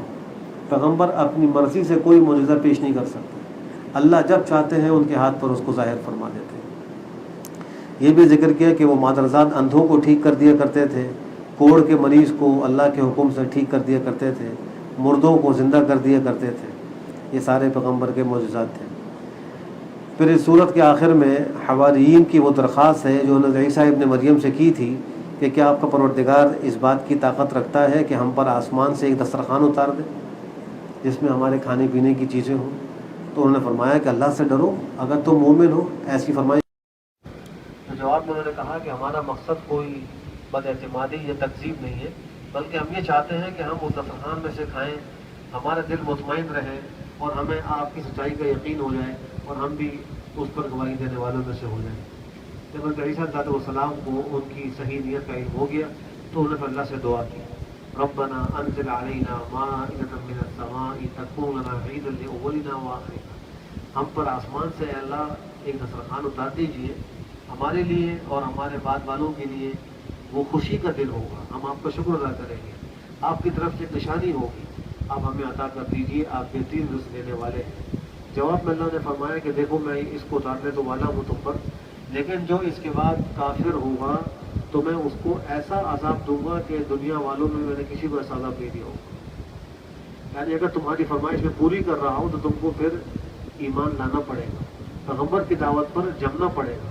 اگر تم نے اس وقت دعوت کو اختیار نہیں کیا، پیغمبر کی پکار کو تم نے قبول نہیں کیا، تو تم کو سخت عذاب دوں گا جس کی کوئی مثال نہیں ہوگی. پھر قیامت میں اللہ فرمائیں گے عیسیٰ ابن مریم سے، چونکہ نصارہ نے ان پر ایک الزام لگایا تھا. الزام یہ تھا کہ ہم کو تو عیسیٰ نے خود یہ حکم دیا ہے کہ مجھے الہ سمجھو، مجھے اور میری والدہ کو معبود سمجھو. تو اللہ حقانیت کو ظاہر کرنے کے لیے قیامت میں سوال کریں گے، اے عیسیٰ ابن مریم، کہ تم نے لوگوں سے کہا تھا کہ مجھے اور میری والدہ کو الہ بنا لو اللہ کو چھوڑ کر؟ جواب میں بات ایسی بات کا مجھے کہنے کا مجھے کوئی حق نہیں ہے. اگر میں نے یہ کہا تو اللہ آپ تو جانتے ہیں، اسی کے میرے دل میں جو کچھ ہے آپ جانتے ہیں، لیکن آپ کے دل میں وہ میں نہیں جانتا. بے شک آپ تو غیب کے جاننے والے ہیں. اللہ میں تو کبھی ان کو حکم نہیں دیا، میں نے تو ان سے خالی یہی کہا تھا جس کا آپ نے مجھے حکم دیا تھا کہ اللہ کی عبادت کرو، میرا بھی رب ہے اور تمہارا بھی رب ہے. اور جب تک ان میں رہا آپ نے مجھے آسمان پر اٹھا لیا تو آپ ان کے اوپر نگران تھے اور آپ ہی ہر چیز پر گواہ ہیں. تو صاف صاف اعلان کر دیں گے کہ میں نے تو وہی بات کہی تھی جس کا مجھے حکم ہوا تھا. پھر یہ عرض کریں گے اللہ اگر آپ ان کو عذاب دیں تو آپ کے بندے ہیں، اگر آپ معاف کر دیں تو آپ زبردست ہیں، حکمت والے ہیں، آپ معاف کر سکتے ہیں. آپ سے کوئی پوچھنے والا نہیں ہے اس کو کیوں معاف کیا، اس کو کیوں معاف نہیں کیا. اللہ آپ سے تو کوئی نہیں پوچھے گا، لیکن آپ چاہیں تو عذاب دیں اور چاہیں تو وہ معاف کر دیں. پھر سورہ انعام ہے، یہ مکی صورت ہے. اب تک کی جو صورتیں تھیں سورہ فاتحہ کے علاوہ سورہ بقرہ، آل عمران، سورہ نساء، سورہ مائدہ، یہ ساری مدنی صورتیں تھیں. سورہ انعام مکی صورت. اس صورت کو انعام اس لیے کہتے ہیں کہ اس صورت کے آخر میں 8ویں سپارے کے اندر کچھ چوپائے اور مویشیوں کا تذکرہ ہے. ان میں کچھ حلال ہے کچھ حرام ہے، تو اس وجہ سے اس صورت کا نام انعام پڑ گیا. انعام نعم کی جمع ہے، اس کا معنی ہوتا ہے مویشی اور جانور. اس صورت کا اصل مضمون جو ہے وہ توحید ہے اور اس کے دلائل ہیں، اور کفار و مشرکین کے اعتراضات کے جوابات ہیں، اور آخرت سے ڈرانا ہے اور اس کا اثبات ہے. سورت کا آغاز ہی اللہ کے حمد کے کلمے سے ہے کہ تمام تعریف اللہ کے لیے جس نے آسمان و زمین کو پیدا کیا. ایک فرقہ ہے مجوس، وہ دو خالق مانتے ہیں، ایک خالق شر کا ایک خالق خیر کا. وہ کہتے ہیں کہ الہ دو ہیں، ایک جو ہے وہ برائی کا خالق ہے، ایک اچھائی کا خالق ہے، ایک تاریکی کا خالق ہے، ایک نور کا خالق ہے. تو ان کے عقیدے کی تردید کی گئی کہ وجعل الظلمات والنور، اللہ ہی خالق ہے اندھیروں کا بھی نور کا بھی. لیکن پھر بھی کافر لوگ اپنے پروردگار کے ساتھ دوسروں کو شریک قرار دیتے ہیں. اللہ ہی ذات نے تم کو پیدا کیا مٹی سے، تمہاری ایک مدت مقرر کی اور ایک مقرر اللہ کے پاس ہے، پھر بھی تم شک کرتے ہو. اللہ آسمانوں میں بھی ہے، زمین میں بھی وہی اللہ ہے، تمہارے پوشیدہ کو بھی جانتا ہے، تمہارے علانیہ کو بھی جانتا ہے، جو کچھ تم کرتے ہو سب کو وہ جانتا ہے. تو اللہ سبحانہ وتعالیٰ نے اس بات کا بھی ذکر کیا ہے کہ ان سے پہلے کتنے ہی لوگوں کو ہم نے ہلاک کر دیا. ہم نے ان کو زمین پر بڑی جگہ دی تھی اور ہم نے ان کو ایسی قوت و قدرت دی تھی جیسی ہم نے کسی اور کو نہیں دی، ان لوگوں کو نہیں دی. ہم نے ان پر آسمانوں سے موسلادھار بارشیں برسائی تھی، ہم نے ان کی نہریں بنائی تھی، لیکن پھر ہم نے ان کو ہلاک کر دیا ان کے گناہوں کی وجہ سے، اور ان کے بعد ہم نے دوسرے لوگوں کو پیدا کر دیا. یہ اللہ کا دستور ہے کہ اگر ایک قوم اللہ کی بات نہ مانے تو اللہ اس کو ختم کر کے دوسری کو پیدا کر دیتے ہیں. اللہ مستغنی ذات ہے، ہماری بقا اسی میں ہے کہ ہم اللہ کی مانیں اور اس کے احکام کی خلاف ورزی نہ کریں. پھر ان مشرکین کی طرف سے ایک بے جا مطالبہ یہ بھی تھا کہ وہ کہتے تھے کہ آپ ہم پر آسمان سے ایک پرچہ نازل کریں، لے کر آئیں، ہم اس میں یہ مضمون پڑھیں گے کہ آپ اللہ کے رسول ہیں اور ہمیں آپ کے اتباع کا حکم دیا جاتا ہے. اللہ فرماتے ہیں کہ اگر ہم ان پر کوئی پرچہ آسمان سے اس کو اپنے ہاتھ سے مس کر کے دیکھ بھی لیں تو بھی کافر ایسے ہٹ درم ہیں، وہ کہیں گے یہ تو کھلا جادو ہے. یعنی اگر ان کی ہم خواہش پوری بھی کر دیں تو بھی ہٹ درمی سے بات نہیں ہے. انہوں نے یہ بھی بات کہی تھی، ایک سوال یہ بھی کیا تھا کہ ان پہ فرشتہ کیوں نہیں اتارا گیا. اللہ فرماتے ہیں کہ اگر ہم فرشتے کو اتارتے تو پھر تو معاملہ ہی پورا کر دیا جاتا، ان کو ذرا بھی مہلت نہ دی جاتی. یعنی اگر ہم فرشتہ اتار دیتے اپنی خواہش کے مطابق، چونکہ ہمیں معلوم تھا کہ ماننے والے نہیں ہیں، تو پھر ضابطہ الہی کی وجہ سے ان کو ملیا بیٹ کر دیا جاتا۔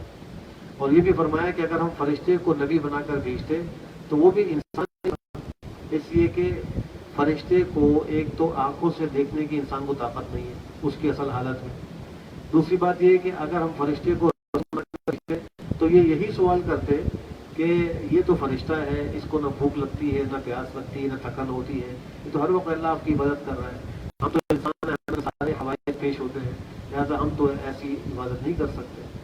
تو ظاہر سی بات ہے یہ اعتراض پھر بھی رہتا ہے۔ تو اللہ فرما رہے ہیں اگر ہم فرشتے کو نبی بنا کر بھیجتے تو وہ بھی انسان ہی ہوتا، تو دوبارہ بھی اعتراض کرتے کہ انسان نبی بن کر کیسے آتے۔ اور یہ فرمایا کہ آپ سے پہلے بھی رسولوں کا بڑا مذاق اڑایا گیا ہے، لیکن پھر اللہ نے مذاق اڑانے والوں کو ختم کر دیا اور ان کا مذاق ان سے کوئی کام نہیں آیا۔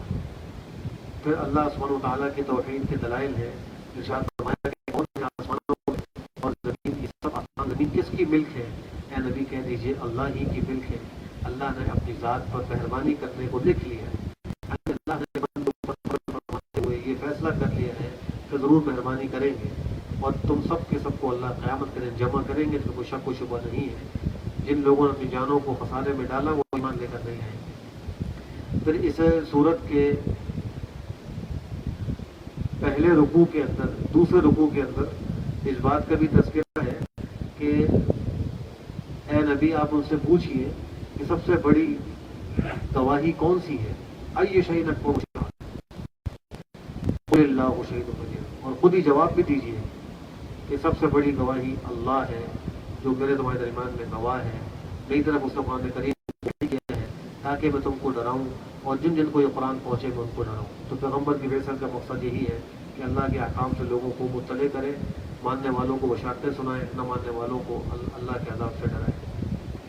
پھر قیامت کے کچھ احوال ذکر کیے گئے ہیں کہ جب ان لوگوں کو جہنم کی آگ پر روکا جائے گا مشرکین کفار، تو وہ کہیں گے ہائے کاش ہمیں واپس لوٹا دیا جائے، ہم اپنے پروردگار کی آیات کی تکذیب نہیں کریں گے، ہم مومن ہو جائیں گے، اس وقت کیا کریں گے؟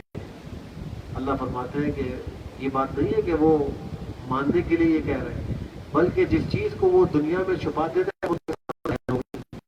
دنیا میں ان کو پتا تھا کہ ہم جو ہے وہ آخرت میں اللہ کے عذاب کے مستحق ہوں گے اگر اس کی نہیں مانیں، لیکن وہ اس کو چھپاتے تھے۔ اب ان کے سامنے وہ عذاب کے لیے کہہ رہے ہیں کہ کاش ہمیں واپس لوٹا دیا جائے تو پھر ہم تکذیب نہیں کریں گے۔ اور اس سے بڑھ کر اللہ نے ایک بات یہ فرمائی کہ اگر ان کو لوٹا دیا جائے تو جس کو منع کیا گیا یہ بڑے جھوٹ ہیں، ایسے سخت جان ہٹ دھرم ہے، اگر بالفعل ان کو دوبارہ لوٹا بھی دیا جائے تو یہ شرک اور کفر دوبارہ ہی کریں گے۔ ان کا تو عقیدہ یہی تھا کہ دنیا کی زندگی سب کچھ ہے، مر کھپ جائیں گے، دوبارہ کس نے جی اٹھنا ہے۔ تو یہ کفار مشرکین کا عقیدہ تھا۔ اللہ سبحانہ و تعالیٰ نے اس سورت کے 5ویں رکوع میں یہ بات ارشاد فرمائی کہ ہم نے آپ سے پہلے امتوں کی طرف رسول کیا ہے، ہم نے ان کو سختی میں بیماریوں میں پکڑا ہے، آزمائش اللہ کی طرف سے آتی تھی، اور مقصد کیا ہوتا تاکہ یہ لوگ اللہ آگے شکوہ فرما رہے ہیں کیوں نہیں جب ان پر ہمارا عذاب آیا وہ گڑگڑائے، گڑگڑائے کیوں نہیں؟ انسان پر کوئی مصیبت آئے، آزمائش آئے، اپنے گناہوں سے اللہ کی معافی کا طلبگار ہونا چاہیے، اللہ سے توبہ استغفار کرنی چاہیے۔ لیکن اگر کچھ ایسا نہیں کرا تو اس کی دو وجہ فرمائی ہیں، ایک تو یہ کہ ان کے دل سخت ہو گئے، جن کے دل سخت ہو جائیں تو پھر وہ بیماریوں میں آزمائشوں میں اللہ کے آگے گر گڑاتے نہیں ہیں۔ دوسرے شیطان نے ان کے اعمال کو ان کے لیے بڑا مزین کر دیا، آراستہ اور پیراستہ کر دیا، وہ اس کو دیکھ کر اسی میں مست رہتے ہیں اور رجوع اللہ نہیں کرتے۔ پھر جب وہ بھول بیٹھتے ہیں نصیحت کو تو اللہ فرما رہے ہیں کہ ہم ان پر آسمان سے ہر چیز کے دروازے کھول دیتے ہیں، اب بارشیں بھی ہو رہی ہیں، مال و دولت بھی خوب آ رہا ہے، اولاد بھی بڑھ رہی ہے، وہ خوش ہو جاتے ہیں ہمارے دیے ہوئے رزق پر، ہم ان کو اچانک پکڑتے ہیں وہ مایوس ہو جاتے ہیں۔ یہ اللہ کی بڑی خطرناک تدبیر ہے، اس سے اللہ کی مشرکین مکہ نے آپ سے یہ درخواست کی تھی کہ ہم آپ کی بات سننے کے لیے آپ کی مجلس میں آنا چاہتے ہیں، لیکن آپ کے پاس یہ غریب فقیر قسم کے صحابہ موجود ہوتے ہیں، ہماری شان کے خلاف ہے کہ ہم ان کے ساتھ آ کر بیٹھیں، آپ جو ہے وہ ان کو اپنے پاس سے ہٹا دیں تو پھر ہم آپ کی مجلس میں آ کر بیٹھیں۔ تو اللہ نے اس پر فرمایا کہ آپ ان لوگوں کو اپنی مسجد سے رہتے ہیں اللہ کی رضا کے طلبگار ہیں. یعنی ان صحابہ کو اپنی مسجد سے مت نکالیں، اگرچہ پھٹے کپڑے ہیں، فقیر و غریب ہے، مال دولت کچھ نہیں ہے، لیکن اللہ کی رضا کے لیے اللہ کی عبادت کرتے ہیں اور آپ کی فرمانبرداری کرتے ہیں. آپ لوگوں کے پاس تو آپ کو قبول نہیں کیے گئے. حالانکہ آپ کے دل میں ارادہ پیدا ہوا تھا کہ اگر کچھ دیر کے لیے ہم اپنے ان مخلص لوگوں کو باہر بٹھا دیں اور ان لوگوں سے کر لیں، شاید یہ مسلمان ہو جائے. لیکن اللہ نے اس کو بھی گوارا نہیں کیا. فرمایا کہ یہ جو غربا فقراء آپ کے پاس بیٹھے ہیں باہر نکالیں اور ان سرداروں سے آپ بات چیت کریں. اصول یہ آپ نے دعوت دے دی ہے، قبول کریں ان کی مرضی ہے، نہ کریں ان کی مرضی. پھر یہ بھی فرمایا کہ اے نبی آپ کہہ دیں کہ مجھے اس بات سے روکا گیا ہے کہ میں ان لوگوں کی عبادت کروں جن کو تم اللہ کے سوا پوجتے ہو. تمہارے معبودان کی میں عبادت نہیں کر سکتا. اور یہ بھی کہہ دیجئے کہ میں تمہاری خواہشات کی پیروی نہیں کر سکتا. اگر میں تمہارے خواہشات کی پیروی کروں تو میں تو گمراہ ہو جاؤں گا اور میں ہدایت پانے والوں میں سے نہیں ہوں. پھر یہ فرمایا کہ اگر میں اپنے پروردگار کی طرف سے ایک واضح دلیل پر موجود ہوں اور تم اس کی تکذیب کر چکے ہو، میرے پاس تو وہ چیز موجود نہیں جس کو تم جلدی مانگ رہے ہو. مشرکین اور کفار کہتے تھے کہ اگر آپ واقعی نبی ہیں اور آپ ایسے ہٹ درم گستاخ ہیں کہ عذاب ہم پر اتار لو. آپ نے فرمایا کہ ما عندی ما تستعجلون به، میرے پاس تو نہیں. اصل جو چاہتا ہے فیصلہ کرتا ہے. اگر میرے پاس وہ چیز ہوتی جس کو تم جلدی مانگ رہے ہو تو پھر تو تمہارا فیصلہ ہی ہوا ہوگا. اللہ ظالموں سے خوب واقع ہے. اور فرمایا کہ اللہ ہی کے پاس ہے غیب کے خزانے، اللہ کے سوا تو کوئی نہیں جانتا. اللہ جانتا ہے جو خشکی میں ہے، جو سمندر میں ہے. کوئی ایک پتا بھی جو زمین پر گرتا ہے وہ اللہ کے علم میں ہے. کوئی دانہ زمین کی تاریکیوں میں، کوئی تر و خشک یہ لوح محفوظ سے خارج نہیں ہے. سب اللہ کے علم میں لوح محفوظ کے اندر موجود ہے. اللہ وہ ذات ہے جو تم کو قبض کرتا ہے، تمہاری ارواح کو قبض کرتا ہے، یعنی تم کو صلاح دیتا ہے رات میں، اور جو کچھ تم دن میں کماتے ہو اللہ وہ جانتا ہے. پھر تم کو دوبارہ اٹھاتا ہے تاکہ رات کو جب انسان سوتا ہے تو اس کی روح جو ہے وہ عالم مثال کا چکر لگاتی ہے اور جب اللہ چاہتے ہیں تو واپس آ جاتی ہے، وہ بیدار ہو جاتا ہے. اگر اللہ نہ چاہے اس کا وقت پورا ہو جائے تو اس روح کو اللہ روک لیتے ہیں، اس کا انتقال ہو جاتا ہے. کتنے لوگ ہیں کہ رات کو سوتے ہیں. تو یہ اللہ کی قادر مطلق ذات ہے. فرمایا کہ اللہ اپنے بندوں پر قاہر غالب ہے. اللہ اپنے حفاظت کے فرشتوں کو انسانوں کی طرف بھیجتا ہے. جب اللہ کی موت کے فرشتے انسان کی روح قبض کرنے کے لیے آتے ہیں تو پھر وہ فرشتے کوئی کوتاہی نہیں کرتے. جس کا جو وقت لکھا ہے، جس جگہ لکھا ہے، وہ اسی جگہ پر آ کر اس کی روح قبض کرتے ہیں، تو ذرا کوتاہی نہیں کرتے. پھر فرمایا تم لوٹائے جاؤ گے اللہ کی طرف جو تمہارا مولا ہے، اور سارا فیصلہ حکم اللہ ہی کا ہے اور بہت جلدی حساب لینے والا ہے. پھر یہ بھی فرمایا آیت نمبر 68 میں کہ اگر آپ ان لوگوں کو جو ہماری آیتوں میں بے جا بحث کرتے ہیں تو آپ ان سے اعراض کر لیجیے. یعنی ایسوں کی مجلس میں نہ بیٹھیں. تو آپ یاد آنے کے بعد نہ بیٹھیں ظالم لوگوں کے ساتھ. معلوم یہ ہوا کہ گناہ کی مجلس میں، نافرمانی کی مجلس میں بیٹھنا. حضرت ابراہیم علیہ السلام کے قصے کا تذکرہ ہے. حضرت ابراہیم علیہ السلام کے والد آگر تو بت فروش تھے، پکے موحد تھے اور وہ بت شکن تھے. انہوں نے اپنی قوم کو، اپنے ابا جان کو یوں کہا کہ انی اراد بڑی کھلی گمراہی میں دیکھتا ہوں. اس کے بعد اپنی قوم کو دلائل سے اللہ کی وحدانیت کو سمجھائی. ان کی قوم جو تھی وہ سورج اور چاند کی پوجا کرتی تھی. تو حضرت ابراہیم علیہ السلام نے ان سے ایک رات ایسے کہا جب ستارے نکل آئے تو کہا کہ یہ جو ستارہ ہے یہ میرا رب ہے تمہارے گمان کے مطابق. تم بھی سمجھتے ہو کہ ہمارا رب یہ ہے، چلو میں تصدیق. جب وہ ستارہ خوب ہو گیا اور ڈوب گیا تو انہوں نے کہا کہ بھائی میں تو ایسے ڈوبنے والوں کو پسند نہیں کرتا. اب سمجھانے کے لیے ان کو اس طرح سمجھایا. لیکن وہ پھر کسی اور رات میں چاند کو دیکھا چمکتا ہوا نکلا ہے تو کہا کہ یہ میرا رب ہے تمہارے خیال کے مطابق. جب وہ چاند بھی غروب ہو گیا تو کہا کہ اگر مجھ کو میرا پروردگار ہدایت نہ کرتا تو میں بھی گمراہ لوگوں میں سے ہو جاتا. پھر دیکھا سورج کو چمکتا ہوا صبح نکلا ہے تو کہا کہ یہ میرا رب ہے تمہارے خیال کے مطابق یہ تو سب سے بڑا ہے. پھر جب وہ سورج بھی غروب ہو گیا تو وہ بولے کہ میری قوم میں تمہارے شرک سے بیزار ہوں بری ہوں. میں نے تو اپنا رخ اس ذات کی طرف کر دیا ہے جو آسمان و زمین کی خالق ہے اور میں مشرکین میں سے نہیں. ان کی قوم نے ان سے مناظرہ کیا حجت بازی کی. تو جواب میں کہا اللہ کے بارے میں بحث کرتے ہو حالانکہ اللہ نے مجھے ہدایت دی ہے. میں تمہارے معبودان باطلہ سے کچھ ڈرتا نہیں ہوں.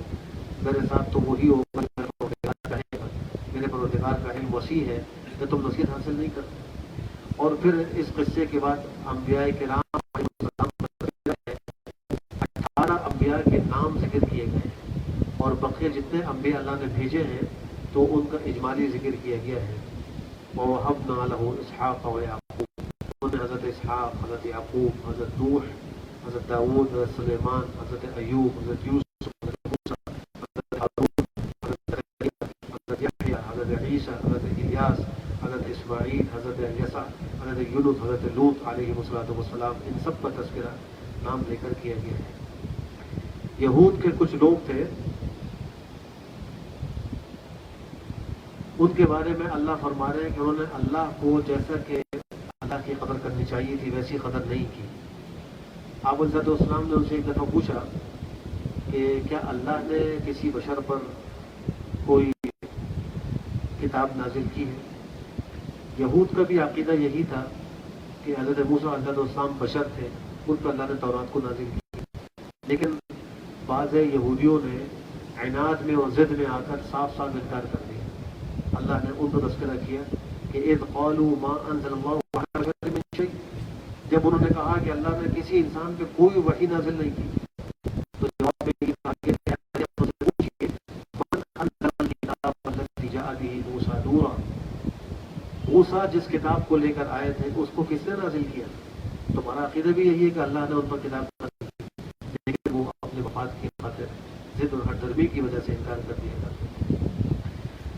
تو اللہ سبحانہ و تعالیٰ نے ظالموں کے روح کے قبض کرنے کا ایک منظر ذکر فرمایا ہے کہ اے نبی اگر آپ دیکھیں ظالموں کو سکرات الموت میں کہ فرشتے ان کی طرف اپنے ہاتھوں کو بڑھائے ہوئے ہوں گے کہیں گے اپنی جانوں کو باہر نکالو. یہ ان کو تکلیف دینے کے لیے کہا جائے گا. جیسے کسی چور کو پکڑا جائے اور اس کی جیب سے اور اس کے اس کو تھپڑ بھی مارا جائے کہ یہ نکالو اور وہ نکالو تو مارنے والے خود ہی نکال رہے ہوتے ہیں لیکن اس کو تکلیف دینے کے لیے تو چور خود نہیں نکال رہا ہوتا. ایسے ہی ظالموں کی جب روح قبض ہوتی ہے تو فرشتے جو ملک الموت آتے ہیں ان کی پڑھائی کرتے ہیں اور ان کی روح کو خود نکالتے ہیں لیکن باہر نکالتے.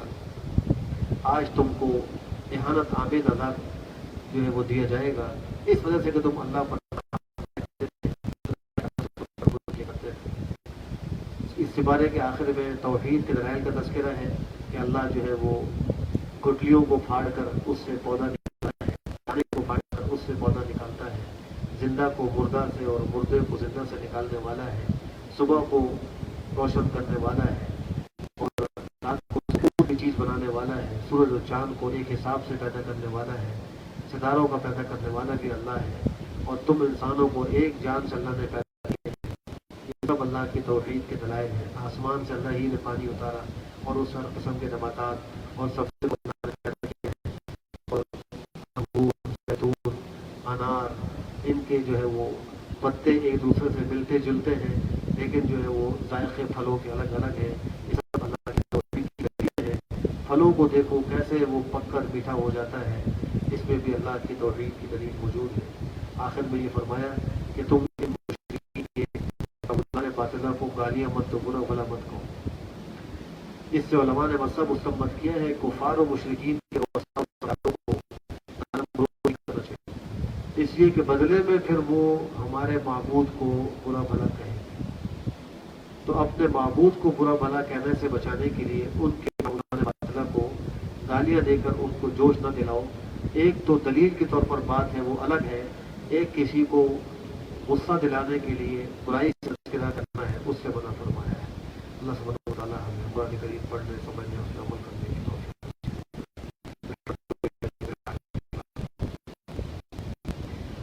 والصلاة والسلام على خير خلقه محمد وعلى آله وصحبه أجمعين. ربنا آتنا في الدنيا حسنة وفي الآخرة حسنة وقنا عذاب النار. اللهم إنك عفو كريم تحب العفو فاعف عنا يا كريم. اللهم ألف بين قلوبنا وأصلح ذات بيننا واهدنا سبل السلام ونجنا من الظلمات إلى النور وجنبنا الفواحش ما ظهر منها وما بطن وبارك لنا في أسماعنا وأبصارنا وقلوبنا وأزواجنا وذرياتنا وتب علينا إنك أنت التواب الرحيم وجعلنا شاكرين لنعمتك مثنين بها قابليها وأتمها علينا. ربنا تقبل منا إنك أنت السميع العليم وتب علينا إنك أنت التواب الرحيم. وصلى الله تعالى على خير خلقه محمد وعلى آله وصحبه أجمعين برحمتك يا أرحم الراحمين.